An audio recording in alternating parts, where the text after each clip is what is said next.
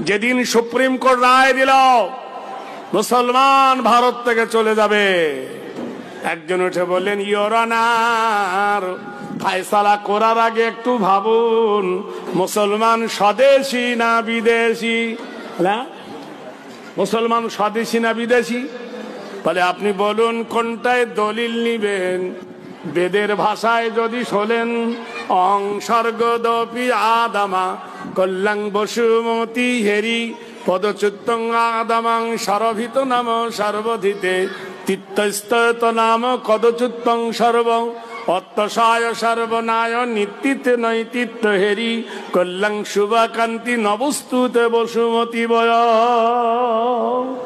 তোমার বেদ বলে দিয়েছে এই পৃথিবীর প্রথম যিনি মানুষ তার নাম হলো আদম, লাইসেন্স প্রাপ্ত মহামানব, জান্নাতে থাকা মানুষ।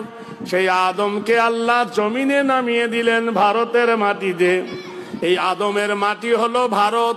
প্রথম যার পা ছুঁলো ভারতে।